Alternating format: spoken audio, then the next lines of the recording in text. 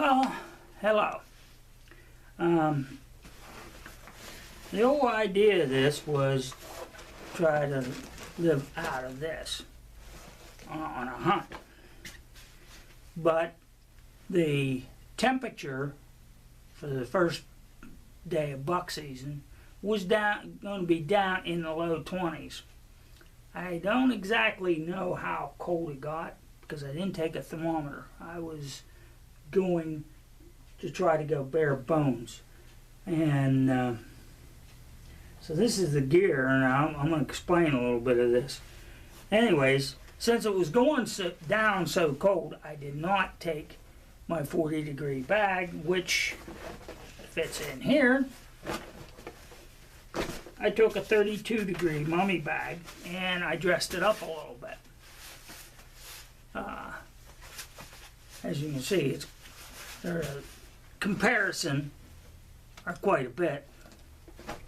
I mean, these bags are over 20 years old, and they have gone a lot of camping. Of course, I got my ropes, my food, my triangle, dry pair of gloves, bushel lock, my 2 cups, daily or a water bottle, and I had another water bottle, and the Swiss Army cup and canteen, of course my fire starter, my just in case kit, my saw. I carry this heat sheet bivy bag.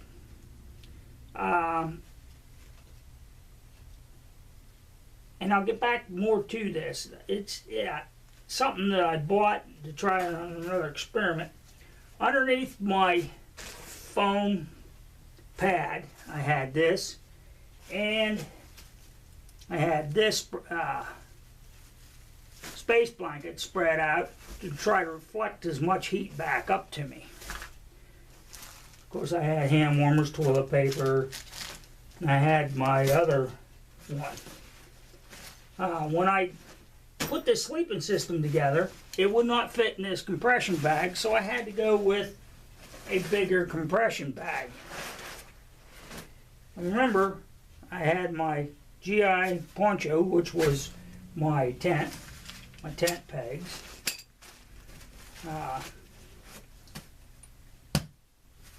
I carry this, I try to carry this as much as I can. This is a pair of rain pants and a Adirondack raincoat. I carry it mostly for wind because it's not really good quality of rain gear. Of course, I had my nibbles, my beef jerky, and my trail mix, a first aid kit, and it's small. And I carry my extra ferrocerium rod and chapstick and an extra space blanket. So you know that there's not much in the words of first aid, but just in case. I had my frying pan along too. This here is a nylon, it's called bivy bag. I really don't like it. I've used it several times. I thought I could use this on the trail instead of a tarp or sleeping bag. And in the summertime it's too hot. Fall it's great. And it has a bug netting. I actually used this out in Idaho with my son-in-law, and it really helped with the bugs.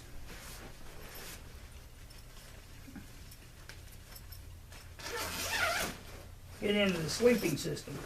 A GI mummy bag cover. And of course my Peak 1. Well, it got cold.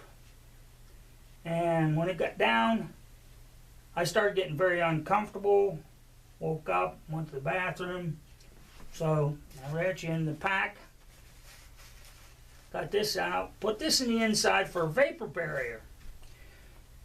One thing I'll say, if you're going to use this, you're going to get damp.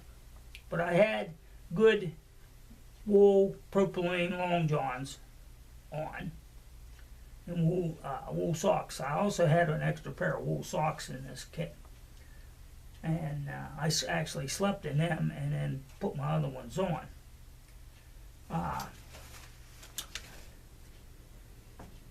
Like I said, I had extra gloves. Oops. Extra gloves with me and my light. I had this. I was using this for a pillow plus my down vest. Yeah, those heat sheets work for a vapor barrier. Only use a vapor barrier or your garbage can bags in emergency below 20 degrees. If it, 20 something degrees. If it's around 32, you're going to be dumping out water out of these things, and you're going to be soaked. I was damp, but as soon as I put my pants on that morning, and my shirt and my down vest, I started drying out because it was cold and windy, very frosty. I elected to take this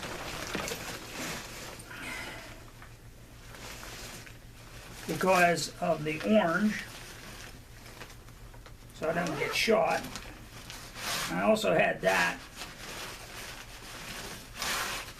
Put your feet on it, helps keep your feet warmer, and when you're getting in and out of your shelter, gives you something dry to stand on till you get your boots on. I do not like this pack for the simple reason that I can't lash, like if I'm traveling and I get warm, I can't lash my coat to the top of it. There is lashing straps on, but they're not very big. I used it to put the foam pad under. And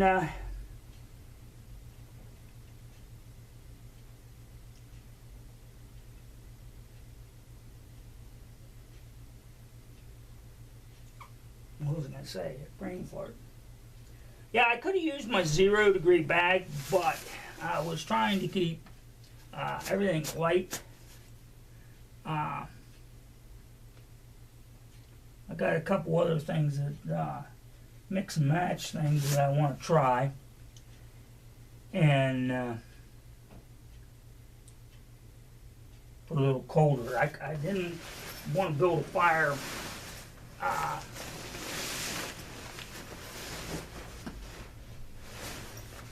Sunday night because it's been so dry, and you know what happened down in Tennessee, and I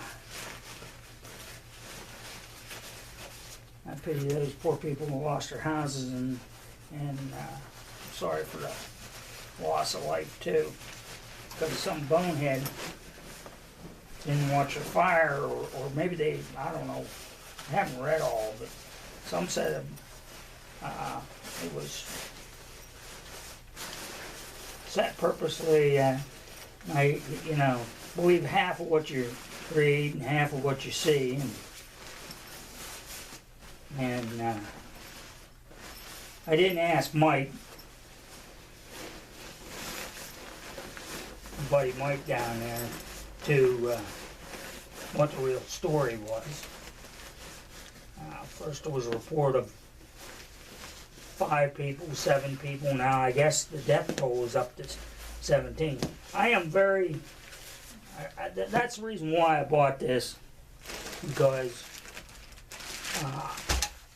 it's cheap. I think so far this fall, from bow season to rifle season, I used $2.50 worth of alcohol, and I still have some left. I like to use the solid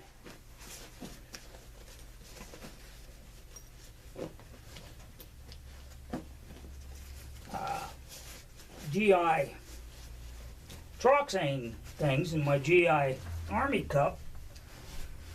I would have used my GI Army cup, but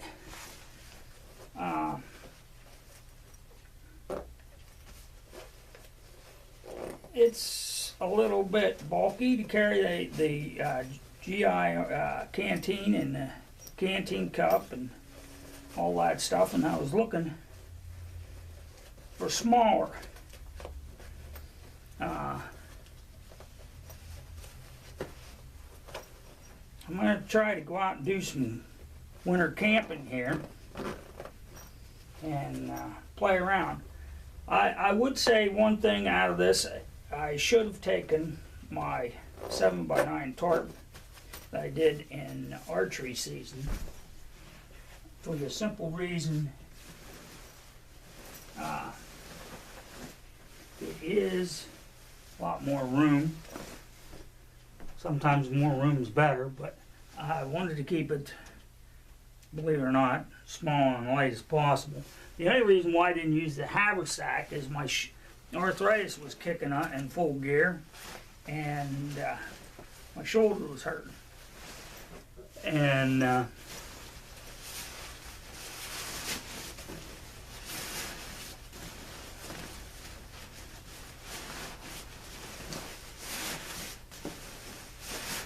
I like to use a backpack.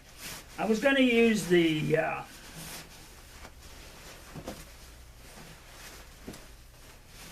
hybrid butt pack,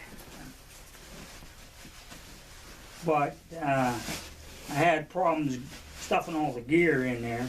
I had it packed for warmer weather, and when I was gonna do this, the weather got cold when I was gonna go, and so to pack a little heavier gear, I needed a little bit bigger setup. I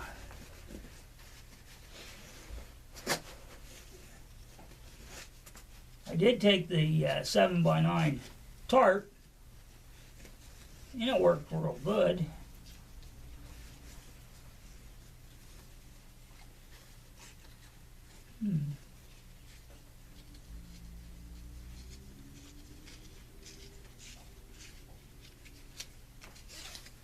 That happened.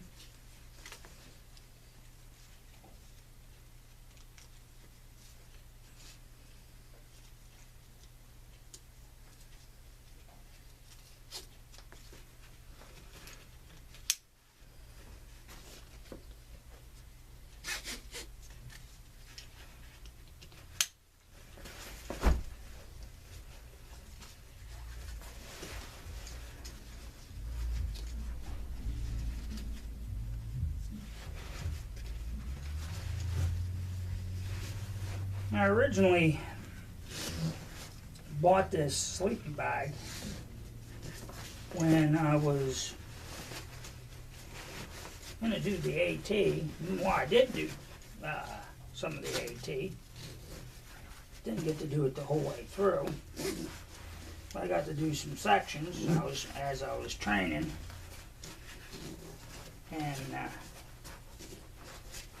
because of it's small and light,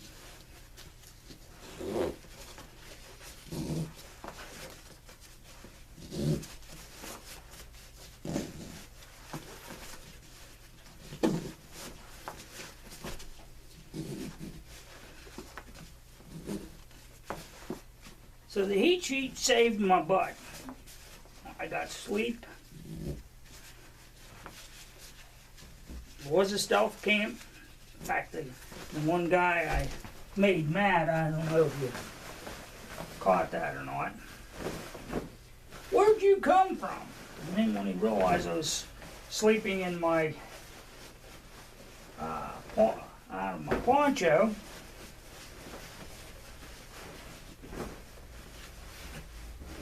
It was all that woodland poncho. It blended in really good, and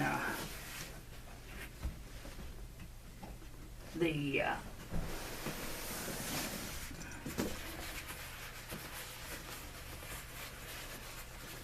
there's a couple four-wheelers went by and stuff.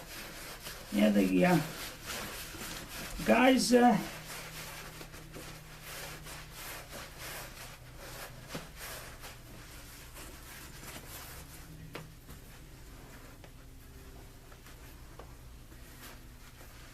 didn't see it because it was low profile and it camouflaged and in and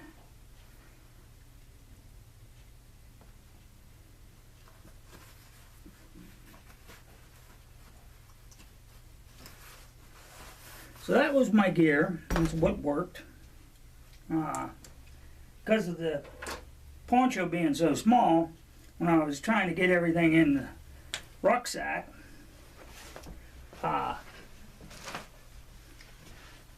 the rain was dripping off, and so things started getting wet, and I just throwed everything in a garbage bag, and except the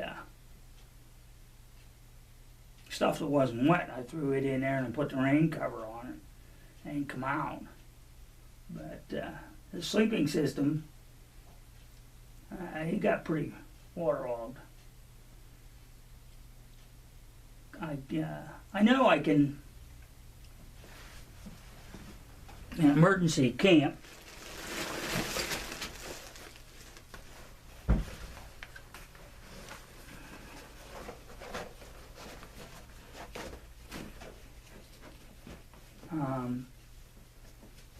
that literally can carry enough food and enough stuff for 3 days, spending in the woods very comfortably. If the weather dips down, the heat sheet, and put the garbage bags over the top of the sleeping bag and put the pillow fleece in there. I can get down into the 20s and be comfortable. Might have to keep my clothes on, but yeah, I can layer it and make do.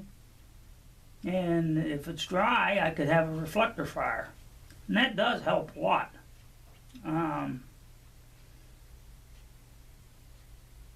When I was doing the winter camping with the tarp and the wool blankets, I had 3 wool blankets, and I got cold, and I put the wool blankets inside my garbage bags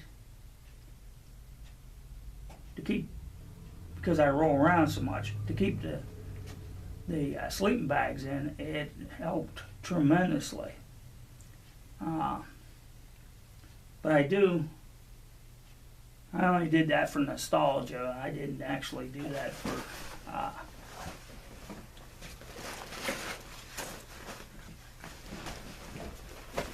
one thing I did do is I got away from them plastic ABS tent stakes because of the bulk. I went with these aluminum. I had some other aluminum ones that didn't hold up. I'm trying these out.